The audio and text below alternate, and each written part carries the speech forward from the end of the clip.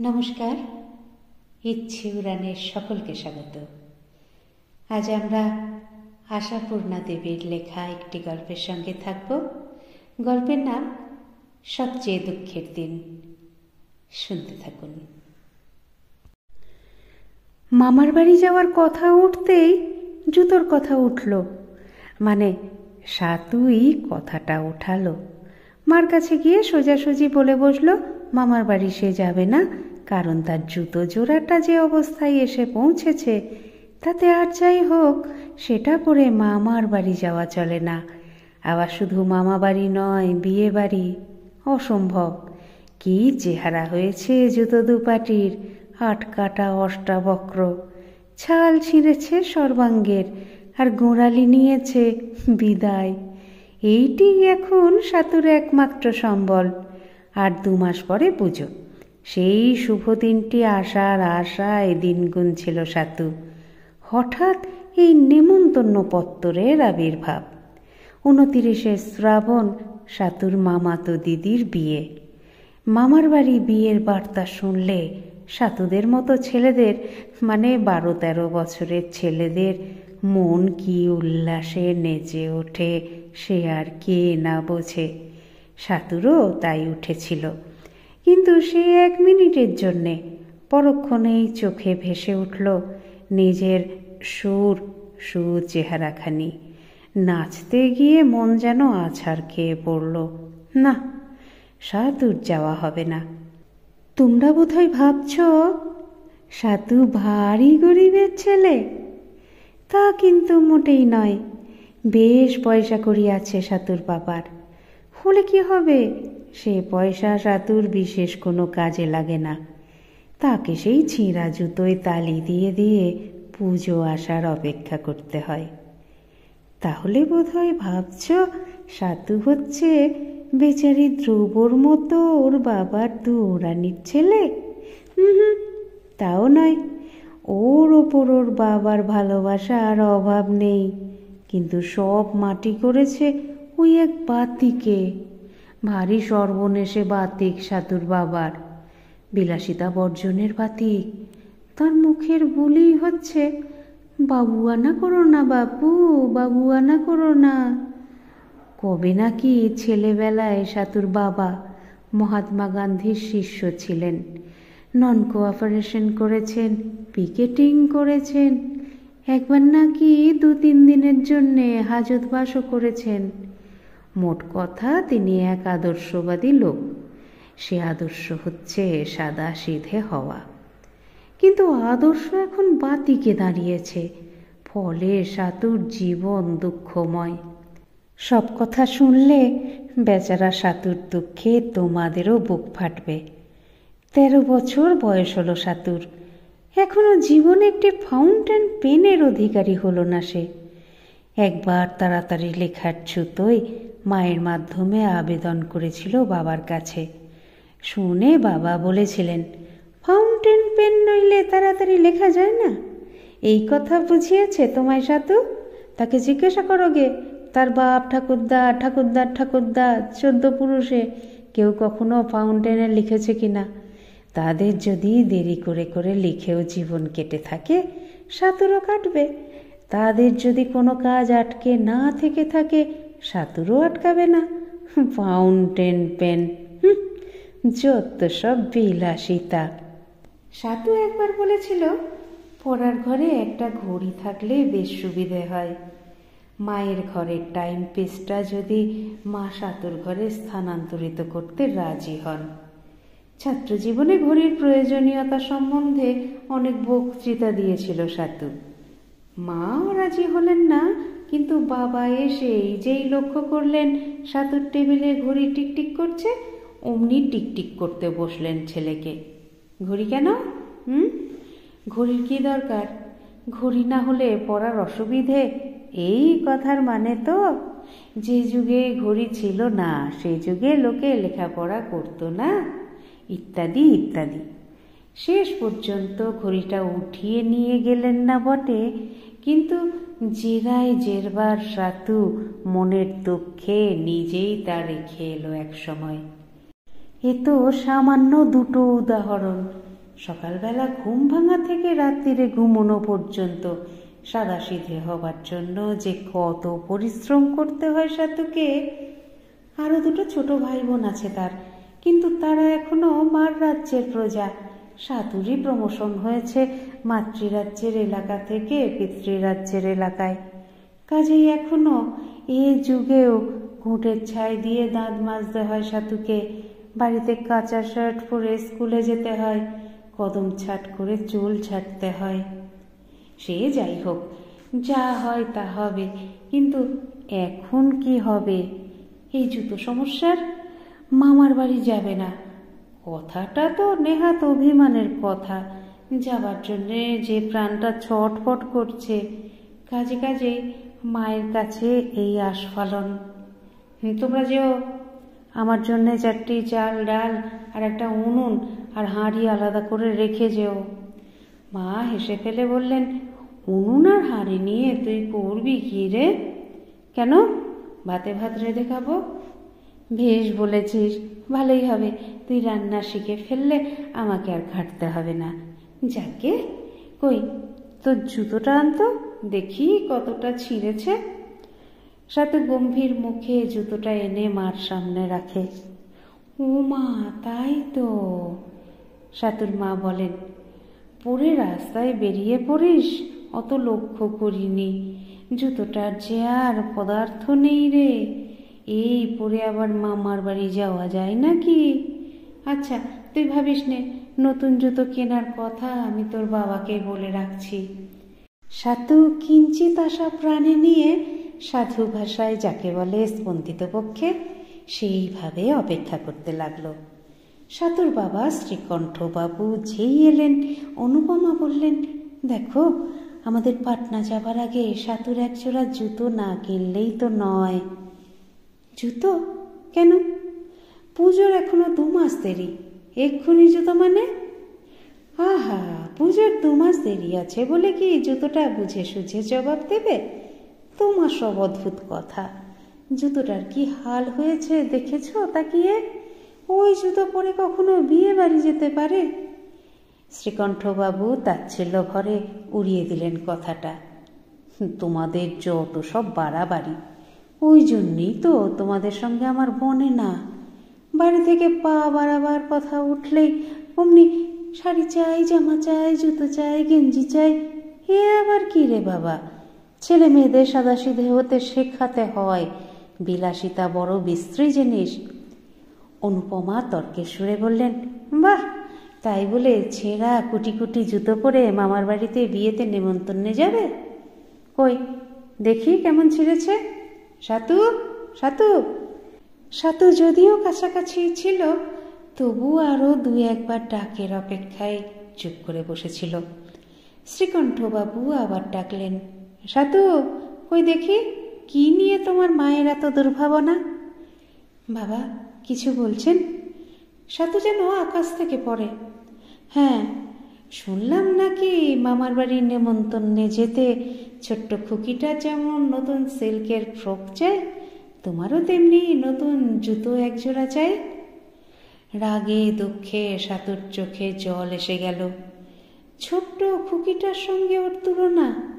অন্য সময় হলে হয়তো বা অভিমানের বশে আমার কিছু চাই না বলে চলেই যেত, কিন্তু এই যে বড় মোক্ষম সময়। ওর মামাতো ভাইদের কথা মনে পড়ল। যদিও খুব ছেলেবেলায় একবার পাটনায় গিয়েছিল, তবু মনে আছে মামাতো ভাই বোনেদের কি সাজ পোশাকের ঘটা। অতএব সাতু ধাঁ করে জুতো জোড়াটা নিয়ে এলো। সোলটা একটু খুয়ে গেছে বটে। শ্রীকণ্ঠবাবু অম্লান বদনে সেই 8 কাটা অষ্টাবক্রের একটি পাটি হাতে তুলে নিয়ে ঘুরিয়ে ফিরিয়ে দেখতে দেখতে বলেন, মুচিটাকে একটু মেরামত করে নিলেই চলে যাবে। অনুপমা ব্যস্ত হয়ে বলেন, কেন বাবু, সাধু আমার একটা তালিমারা জুতো পরে নেমন্তন্ন বাড়ি যাবে? আর 2 মাস বাদেই তো দিতে কিনে, সেইটাই নয় এখন দাও, পুজোয় আর দিও না। শ্রীকণ্ঠবাবু গম্ভীরভাবে বলেন, ছেলেগুলোকে কিভাবে শিক্ষা দিতে হয় সে আর তুমি শিখলে না। পুজোর সময় দেব না, এখন দেব, ও সব তো কোনো কাজের কথা নয়।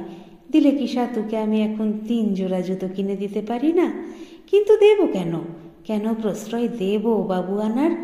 নেমন্তন্ন যাবে বলে নতুন জুতো জামা কিনতে হবে, ও সব হচ্ছে মেয়েলি কাণ্ড। কি মুশকিল! বাবু আনা কোথায় দেখলে? ওটা যে ছিঁড়ে গেছে। ছিঁড়ে গেছে, জুড়ে নেবে। কি বলিস সাতু? খুব চলে যাবে কেমন?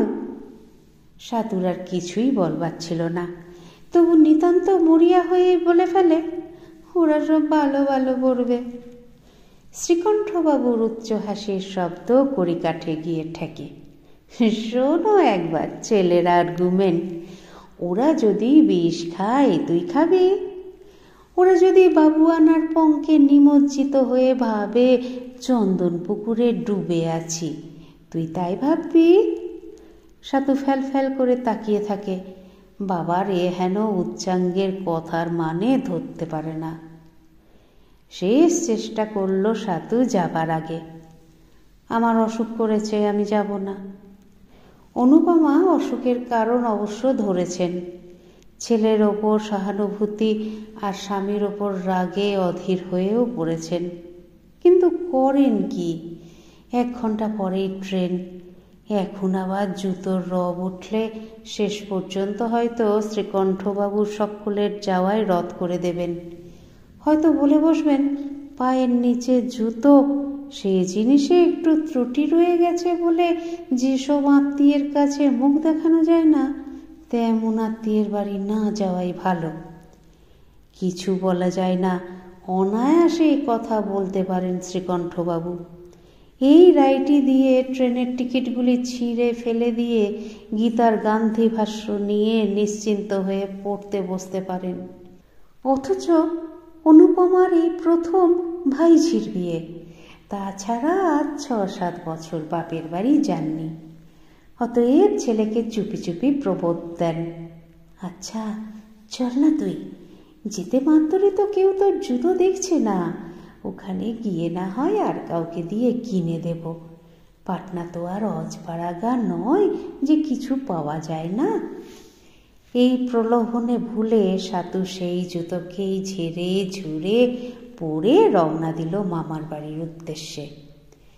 রাত্রের ট্রেন, বাইরের দৃশ্য কিছুই চোখে পড়ে না। তবু সাতু জানলার কাঁচে নাক চেপে বাইরের দিকে তাকিয়ে বসে থাকে রাত্রি 12:30 অবধি। 7 জন্মেও কোথাও যাওয়া হয় না, রেলেও চড়া হয় না। রেলে চড়তে এত মজা লাগে। মজার ব্যাপার তো আগাগোড়াই। দিদিমার আদর, মামার বাড়ি সেই হইচই আহ্লাদ আমোদ, তার উপর একটা বিয়ে যা নাকি জ্ঞান হয়ে কখনো দেখেনি সতু।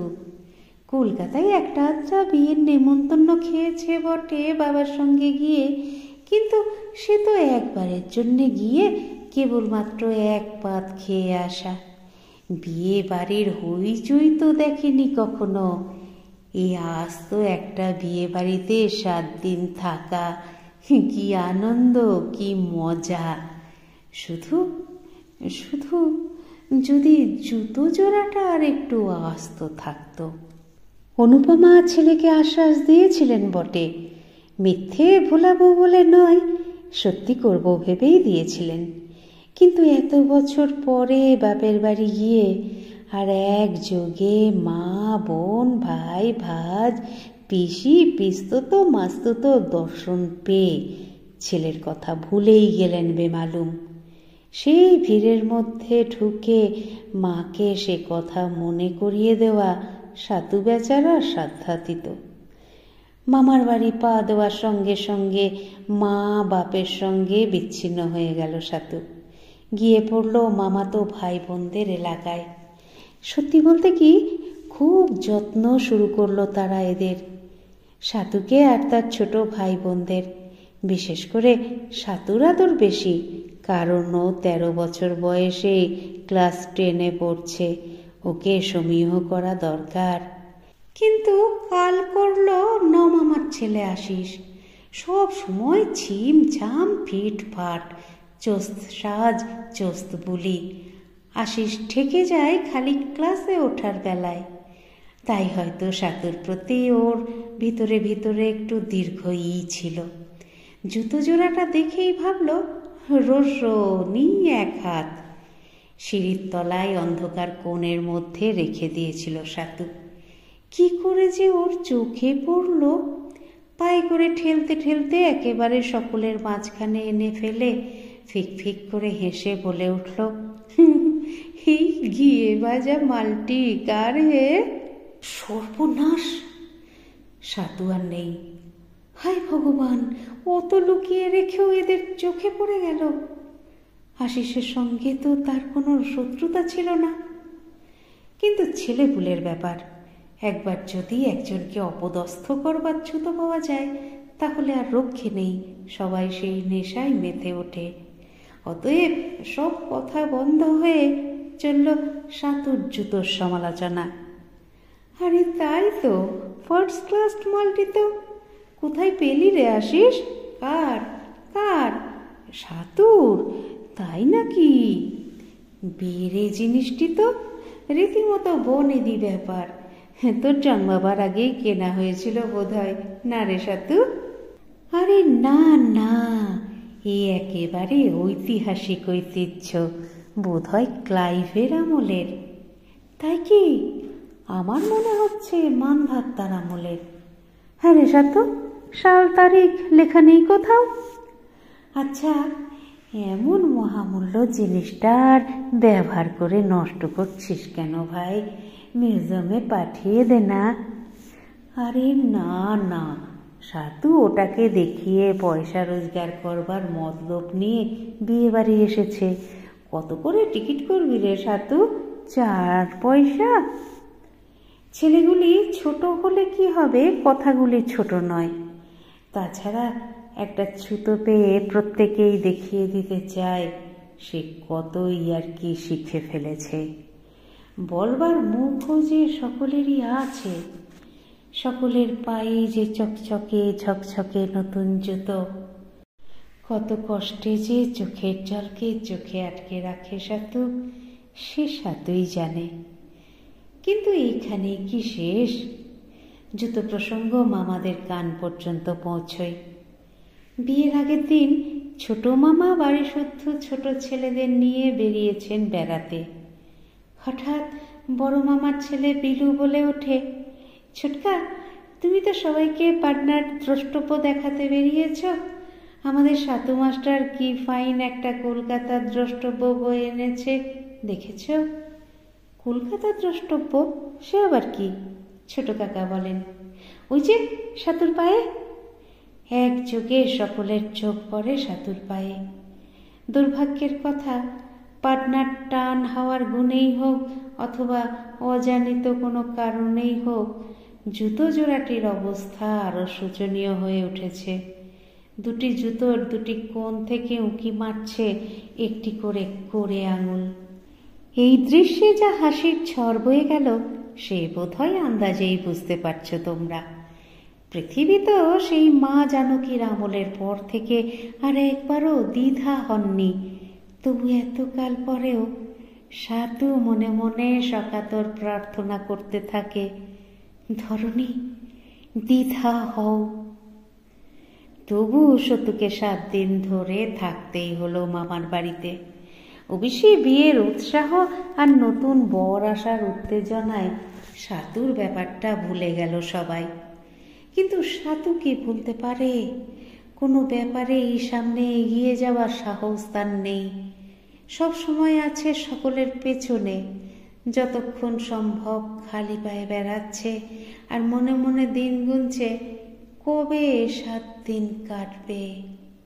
অথচ প্রথম মা যখন বলেছিলেন 7 দিন থাকা হবে, কত হতাশ হয়েছিল সাতু। ভেবেছিল অন্য ছেলেরা কেমন 1 মাস 2 মাস মামার বাড়ি থেকে আসে গ্রীষ্মের বন্ধে, পুজোর বন্ধে। অবশেষে ফেরার দিন এলো। সেই জুতো পরেই ফের ট্রেনে উঠতে হলো সাতুকে। আর ট্রেন চলার কিছু পরেই পা ঝুলিয়ে বসে থাকা ছেলের পায়ের দিকে হঠাৎ নজর পড়তেই শ্রীকণ্ঠবাবু একটু আফসোসের ভঙ্গিতে বলে উঠলেন, তাই তো রে সাতু, তোর জুতোটা তো দেখছি বড্ডই ছিঁড়ে গেছে। ইস, এতটা এমন হলো কখন? আঙুল দুটো যে সবটাই বেরিয়ে পড়েছে। মামা তো ভাইদের পাল্লায় পড়ে খুব হেঁটেছিস বুঝি কদিন। কিন্তু এত প্রশ্নের উত্তর কে দেবে? উত্তর দেওয়ার অবস্থা কি আছে সাতুর? সমুদ্র যে উত্তাল হয়ে উঠেছে। সাতুর মা অনুপমার এতদিনে মনে পড়ে কি প্রতিশ্রুতি দিয়ে ছেলেকে এনেছিলেন, কিন্তু নিজের দোষ তো আর স্বীকার করতে পারেন না। তাই স্বামীর ওপর রেগে বলেন, কেন? ওই তো তুমি চাও সকল ছেলের কাছে তোমার ছেলের মুখখানা ছোট হয়ে থাকে, এই তো ইচ্ছে তোমার। না, শ্রীকণ্ঠবাবুও অপ্রতিভ হয়েছেন। ছেলের পা দেখে যতটা না হোক, ছেলের মুখ দেখে। তাই আর বাবুয়ানা বর্জনের উপদেশ দেন না, চুপচাপ থাকেন। আরও কিছুদিন পরের ঘটনা। কলকাতায় ফিরেও সাতু হয়ে থাকে মন মরা। ছেলের মুখে হাসি ফোটাতে আর ছেলেকে তাক লাগিয়ে দিতে শ্রীকণ্ঠবাবু ঘুমন্ত সাতুর পায়ের তলায় কাগজ ফেলে মাপ নিয়ে একদিন চুপি চুপি একজোড়া জুতো এনে হাজির করলেন নগদ 18টি টাকা দিয়ে। সাতুর 13 বছরের জীবনে এমন সুন্দর আর এত দামি জুতো কখনো পরেনি। কিন্তু সেই জুতো জোড়াটা সামনে নিয়ে হাপুস নয়নে কাঁদে সাতু। ওর এই 13 বছরের জীবনে এর চেয়ে দুঃখের দিন আর আসেনি। আপনাদের মতামত আমাকে সমৃদ্ধ করে, তাই অবশ্যই বলবেন আজকের গল্প পাঠ আপনাদের কেমন লাগলো। যারা চ্যানেলটিকে সাবস্ক্রাইব করেছেন তাদের অসংখ্য ধন্যবাদ। আর যারা এখনো পর্যন্ত সাবস্ক্রাইব করেননি তারা একটু কষ্ট করে সাবস্ক্রাইব করে নিয়ে সঙ্গে থাকুন না প্লিজ। একটু লাইক, শেয়ার এগুলো নিশ্চয়ই বলে দিতে হবে না? সুস্থ থাকবেন, সুন্দর থাকবেন আর অপেক্ষা রাখবেন পরবর্তী গল্পের। নমস্কার।